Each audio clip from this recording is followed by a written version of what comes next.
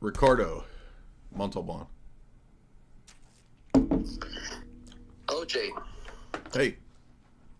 So, Jay, I don't disagree, but I want to expose the opinion of someone who does disagree. Namely, on he made an explanation on Nostra Aetate. So I answered to him, so do you accept that Muslims and Jews adore the one true God? And he told me, in a natural sense, yes.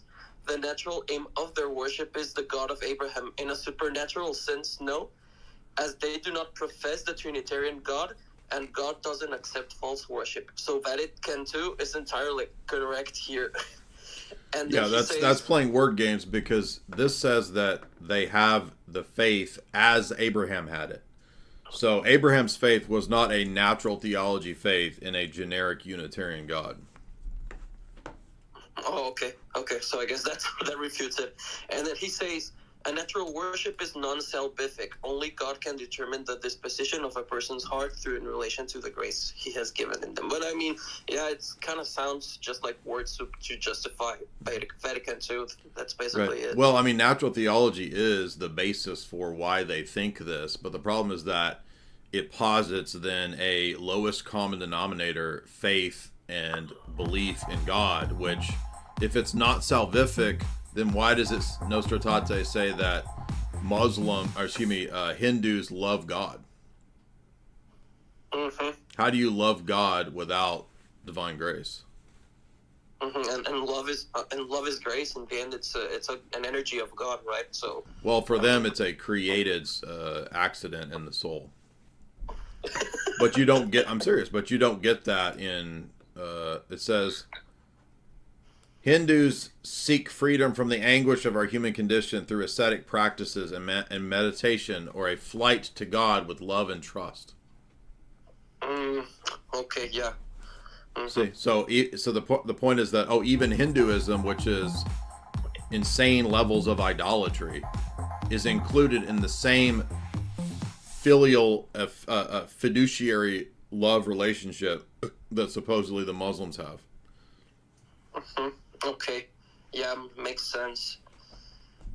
Okay, yeah, well, that was just my position, and you know, I've always liked to bring up the things that the way they justify things. It's a completely stupid position. I mean, in fact, you can reduce their whole position to being actually anti-Trinitarian, because if Muslims have the faith of Abraham, then why do I need Jesus? And by the way, does Paul say that you can have the faith of Abraham without Christ?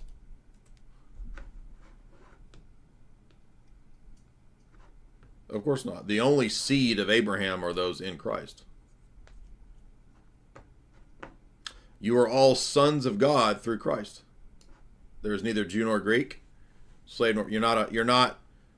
He says, if you are Christ, you are Abraham's seed. Galatians 3:29. Muslims are not in Christ. Muslims reject Christ. Thus, they are not Abraham's seed, and they do not have the, quote, faith of Abraham. So you see that the entire presupposition of Nostra Aetate is that the faith of Abraham is a generic Unitarian faith. And if you doubt that, that's exactly what Trent Horn argued in our debate. Trent Horn argued that the faith of Abraham is a generic Unitarian rational faith like Muslims have, like Jews supposedly have. That's the argumentation of Nostra Aetate. Is that what Paul says in Galatians 3? Abraham's faith is a generic Unitarian faith, or is it faith in Jesus? This is so obvious and unbiblical and stupid that if you understand this, this is the end of Roman Catholicism.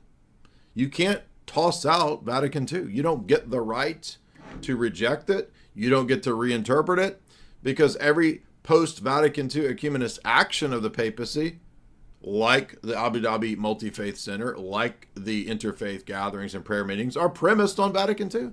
They act upon their doctrines. So what more do you need?